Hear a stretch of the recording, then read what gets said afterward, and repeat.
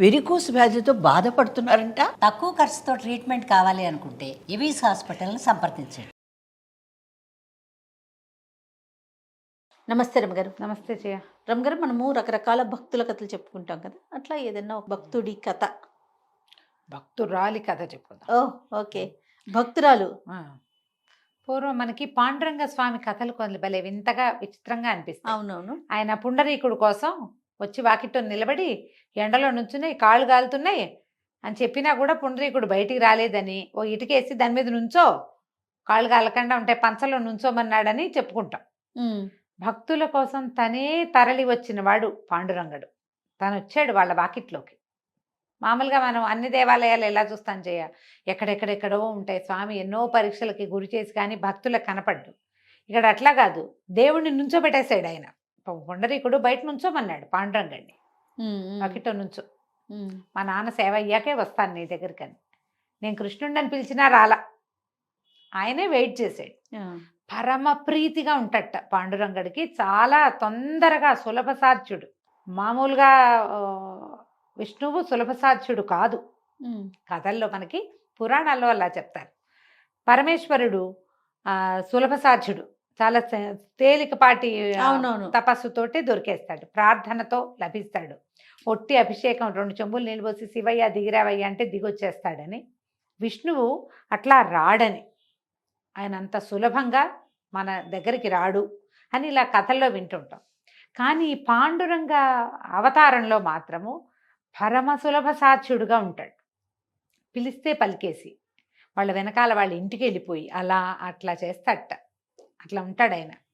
పైగా ఈ విఠల నామధేయం చెప్తారు కదా, విఠల అంటారు. విఠల అంటే హార్ట్ పంపింగ్ అది పెరుగుతుందట. ఆ నామంలోనే అలా ఉంది, రక్తం పరుగులెత్తిస్తాడని. వాళ్ళు ఈ మరాఠీలు వాళ్ళు చెప్తారు. కొన్ని వీడియోలు వింటే విచిత్రంగా ఉంటుంది. మన దగ్గర ఏవేవో నామాలు ఉన్నాయి. ఈ విఠల నామధేయం కనుక ఎవరన్నా సరే విఠల విఠల విఠల విఠల అని 100 సార్లు అంటే కనుక బ్లడ్ సర్క్యులేషన్లో చేంజ్ మనకి బీపీ మీటర్లో కనపడిపోతుందట. అవును, అంత బాగా పనిచేస్తుంది. ఆయన అంత ప్రభావవంతంగా భక్తుల జీవితాల్లో మార్పు తెస్తాడని చెప్తారు. ఆయనకు సంబంధించిన ఒక కథ చెప్పుకుందాం. ఈయనట ఒకప్పుడు దేవాలయంలో ఉండి, విఠల స్వరూపంలో ఉండి, తను మొదట ఇదివరకు తీసుకున్నటువంటి కృష్ణావతారం జ్ఞాపకం వచ్చి ఆయనకి ఫ్లూట్ వాయిద్దాం అనిపించిందట. ఒక పిల్లను గ్రోవి తెచ్చుకుని దేవాలయంలో నుంచి పిల్లను గ్రోవి ఊదటం మొదలుపెట్టాడు. ఆ పిల్లను గ్రోవి శబ్దం బయట ఉన్న పశుపక్ష్యాదులన్నీ వింటున్నాయట. కొన్ని ఆవులు ఆ దేవాలయ ప్రాంగణంలో మేస్తున్నాయి.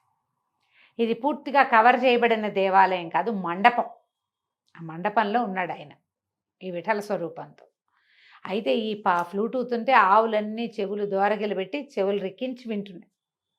ఆ వింటున్న ఆవుల్లో ఒకటి లేతగా మొన్న మధ్య కన్నా డెలివరీ అయిన ఆవు ఉంది. ఆ ఆనందంతో మామూలుగా ఏంటి సకింగ్ రిఫ్లెక్షన్స్ అంటాం, పాలు చేపుకి ఎట్లా వస్తాయి, ఆవుకి దూడ తగిలేసరికల్లా వచ్చేస్తాయి.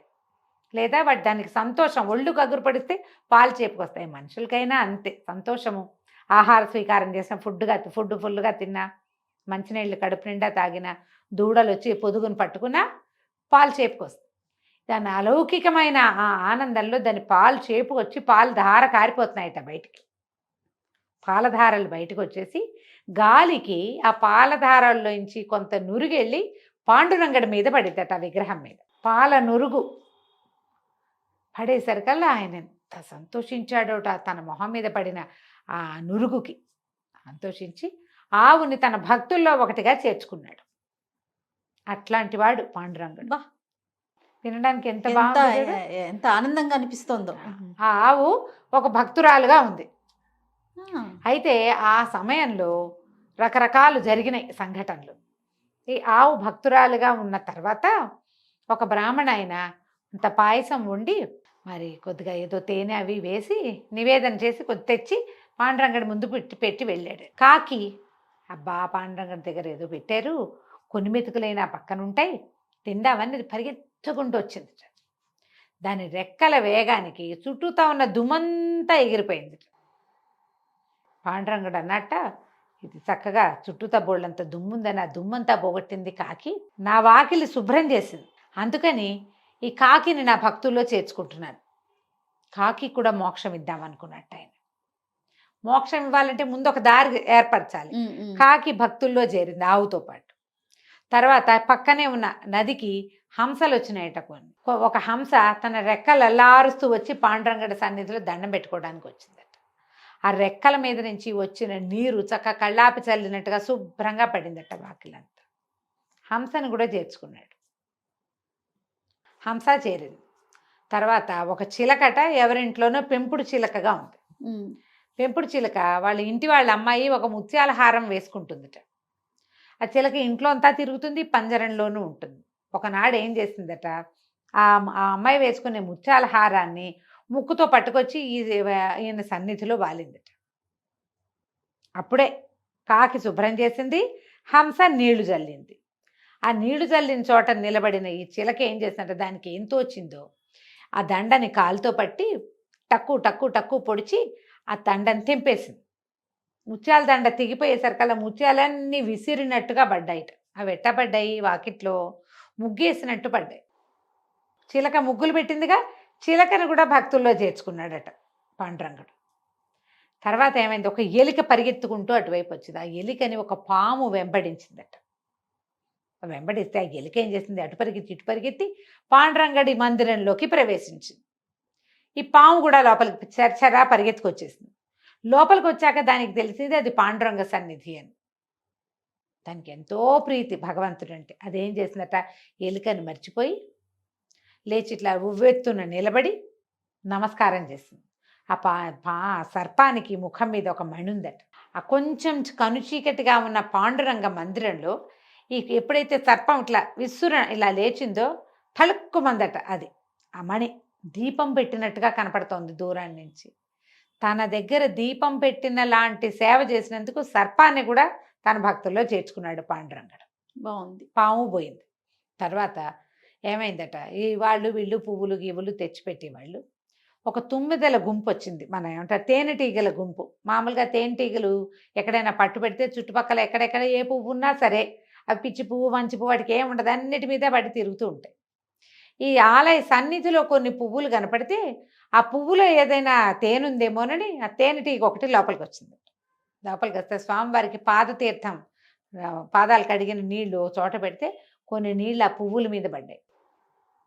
ఇది తేనెతో పాటు ఆ పాదతీర్థాన్ని కూడా సేవించింది. ఆ తేనెటీగ తన పాదతీర్థం సేవించినందుకు తేనెటీగను కూడా భక్తుల్లో చేర్చుకున్నాడట. ఇలా పశుపక్ష్యాదులు ప్రతి వాటిని తన భక్తుల్లో చేర్చుకుంటాడు పాండురంగడు. అయితే మొట్టమొదటి చేర్చుకున్నాడు కదా ఆవుని. ఆ ఆవు మరణానంతరం ఒక బ్రాహ్మణ కులంలో ఒక బ్రాహ్మణ ఇంట్లో ఆడపిల్లగా పుట్టిందట. స్వామివారి భక్తికి ప్రతీకగా అక్కడ పుట్టింది. అదే అంటే ఆమెకు లభించిన ప్రతిఫలం అన్నమాట. జంతువుగా కాకుండా ఆ చక్కటి మానవ జన్మ, తర్వాత పూజా పునస్కారం చేసుకోగలిగే వాళ్ళ ఇంట్లో. ఆ పిల్ల పేరు సుశీల అని పెట్టారు. ఈ సుశీల భలే బుద్ధిమంతురాలు, చక్కగా ఉండేది. తండ్రి ఎంతో మంచివాడు. అయితే ఈ అమ్మాయికి ఒక సారంగుడని ఒక ఆయనతో వివాహమైంది.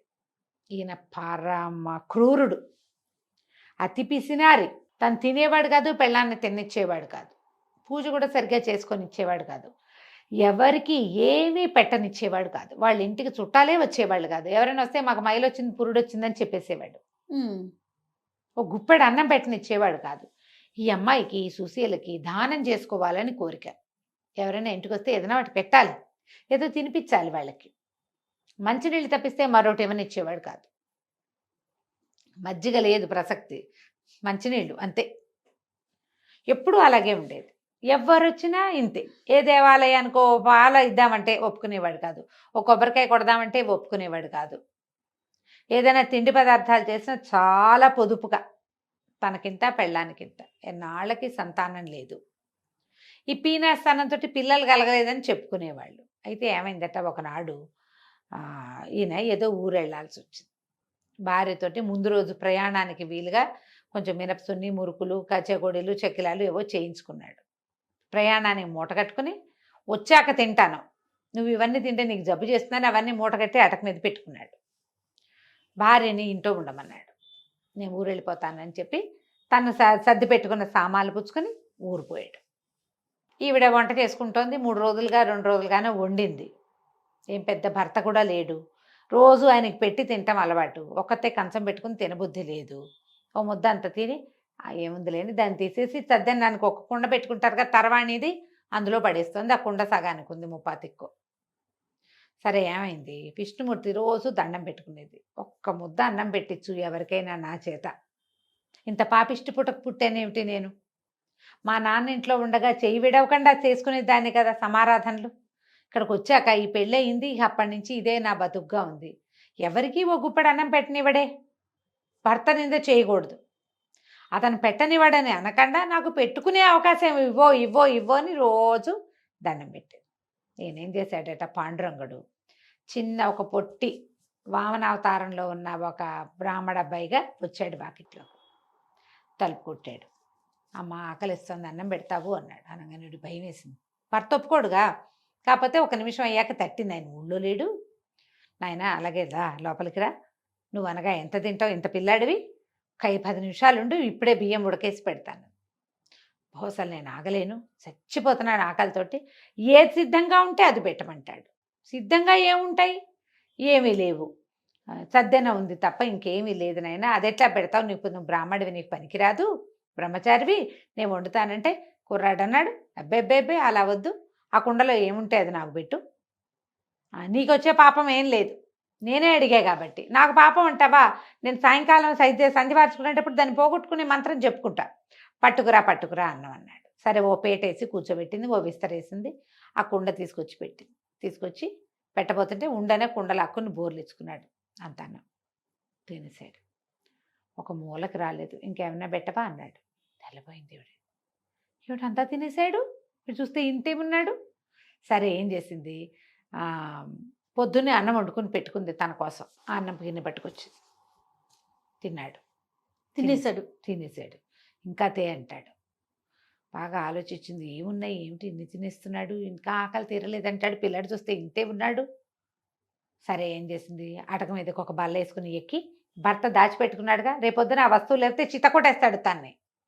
అవన్నీ ఎందుకు తిన్నామంటాడు, ఎవరికి పెట్టామంటాడు, ఎవరికి పెట్టాము ఏదో అంటాడు. అదే ఎటాగో దెబ్బలు పడతాయి. సరే కానీలే, అయితే అయింది. ఈ పిల్లాడు ఎవరు, వీడి ఆకలన్నా తీరుద్దామని అవి కూడా పెట్టి ఒక 6 మినపసున్నుండలు, ఇన్ని చెక్కిలాలు చేగొడులు హాంఫట్టు మొత్తం తినేసాడు. ఇంకా నాకు ఆకలిస్తుంది. అర్థం కాలేదు, ఏమిటిది ఈ మాయ, ఇంత తింటారా ఎవరైనా? నేను 3 రోజులుగా తినకుండా అన్నం కుండలో పడేస్తే అదంతా తినేసాడు. ఈ పూట నాకు, నేను 10-30 ఏళ్ళ దాన్ని నేను వండుకున్నాను, 14 ఏళ్ళ పిల్లాడి తినేసాడు. 2 మినపసున్ను ఉండలు తింటే 2 గంటలు ఆకలి వేయకూడదు లెక్క ప్రకారం. 6 ఉండలు తినేసి, ఇన్ని చెక్కిలాలు చేయకూడీలు కూడా తినేసి ఇంకా తేతే అంటే నేను ఎక్కడి నుంచి తెద్దును? సరే ఏమనుకుంది, ఇది ఏదో భగవన్మాయ, ఏదో జరుగుతోంది.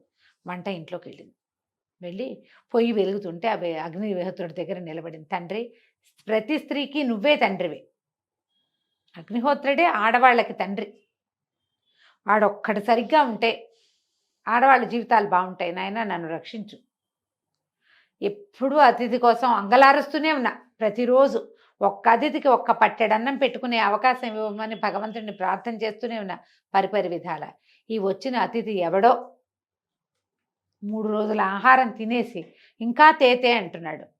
చాలు అని అతను అనేదాకా ఉండే ఆహారాన్ని ప్రసాదించి పెట్టంటే అగ్నిహోత్రుడు సంప్రీతుడే. ఇల్లంతా ఆహారమేట.